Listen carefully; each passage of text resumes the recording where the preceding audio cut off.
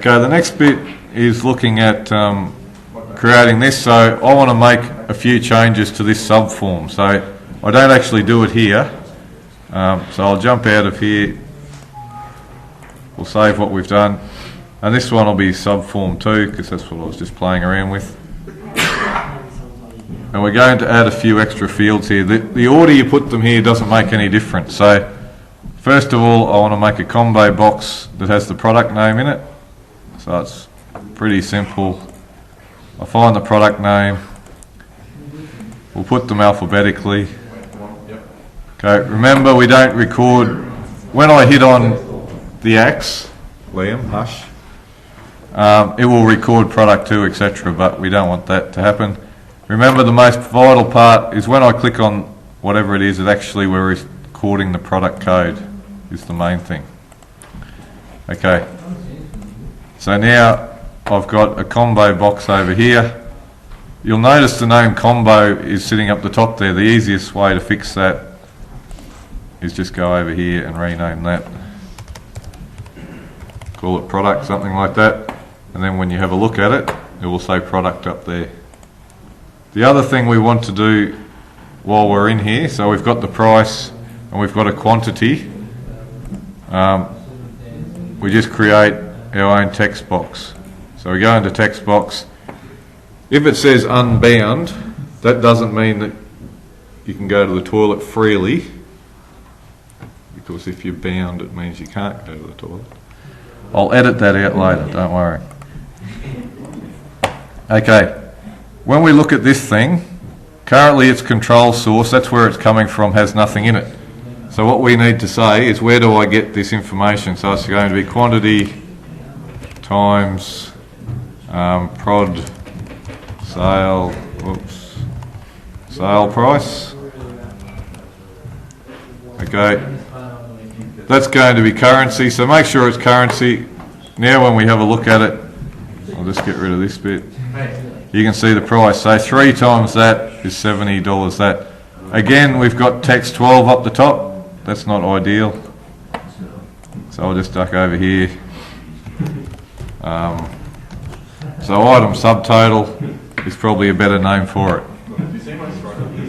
Okay, one other thing you might do is make a drop down box for the quantity. So again, it will be a combo box. Okay, this time I want to type in the values myself.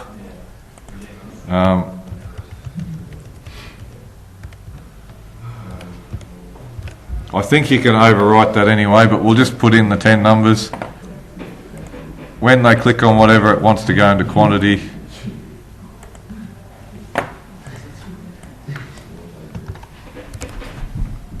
okay, I'll write the whole word. If I could spell, it'd be good. Okay, so now I've got all of these things. My quantity box now is a drop down box, so you don't even have to type it in. Okay, once you've got all of those bits in there, if you're selling 300 max, I think you can type in 300. Yeah, I think so. Okay, we'll have a look. So this is my one that we've worked on today.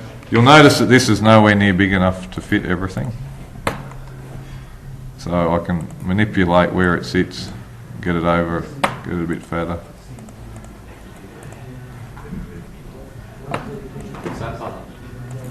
So this is just in design view. What's the bottom bit there? The bottom bit's my subform.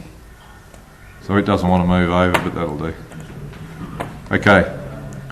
Some things we don't want to see on here anymore. So we don't delete them as such, we just hide them. So we don't want to see the sale number because it's already up the top. So it's up there. So you simply right click and hide it. The product code we don't want to see, so we'll hide that as well. That quantity one, that's the basic quantity one where you can type it in. We know we've got a fancy one at the end now, so we can also hide that. The product name, we've got a fancy thing to do that, so we can hide that one as well. Okay, so now you can grab your things and you just rearrange the order of them.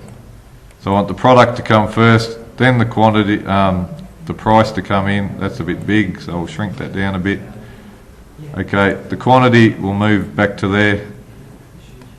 and they should be able to jump through. If you get really tricky, what you can do is I'll go and add a new sale to our thing. Okay, so this will be sale 3. Okay, the customer we pick is Zara Zebra, so her details pop in there. You won't need to see her name, probably because it's over here anyway. So again, you just hide that and hide that. The staff code one is here, so I think mine are just like that. So again, they could pop in. Probably another drop-down combo box would work well for that. Okay, that'll do. What's the difference between